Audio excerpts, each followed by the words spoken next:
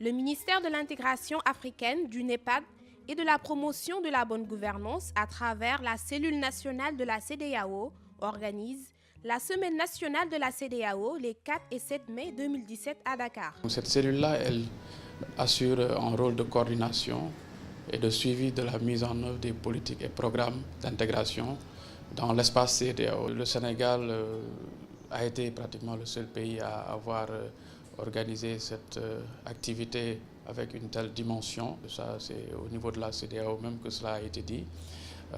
Mais la satisfaction, je la tire d'autant plus en remarquant une participation massive des populations. C'était le but recherché pour que cette activité ait vraiment un retentissement au niveau des populations, y compris les populations des États de la communauté qui résident ici. Donc il y a eu vraiment un engagement. Cette activité qui fait suite à la célébration des 40 ans de la CEDEAO en 2015 a pour entre autres objectifs de promouvoir les politiques et programmes de la CEDEAO.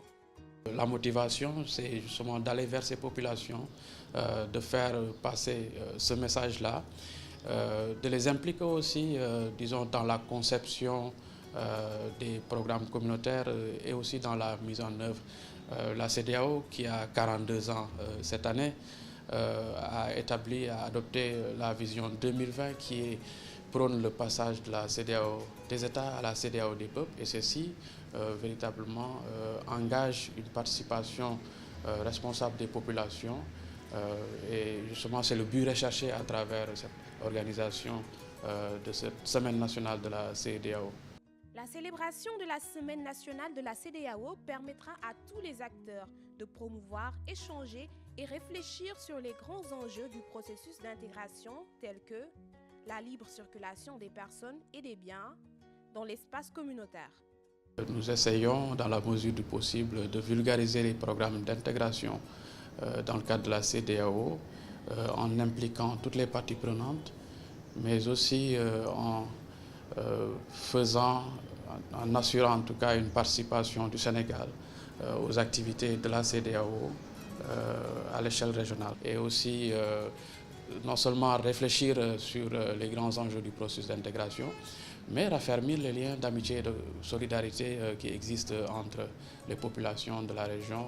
Vous le savez bien, le Sénégal étant le pays de la Teranga, le Sénégal abritant beaucoup de communautés africaines de façon générale, c'est vraiment une occasion pour nous, pour que les populations puissent communier, puissent échanger vraiment dans un cadre de fraternité et d'amitié.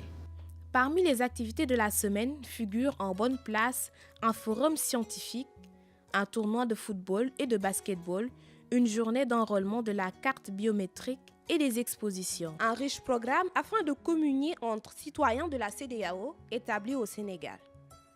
L'édition 2017 est placée sous le thème « Libre circulation des personnes dans l'espace CEDEAO, le temps de l'action ».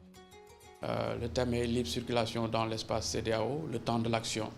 Après 42 ans d'existence, après disons 38 ans après l'adoption du protocole sur la libre circulation des personnes et des biens, la CEDEAO a connu de véritables avancées. Il y a jusqu'à présent un certain nombre d'entraves à cette libre circulation des personnes et des biens aussi dans cet espace-là.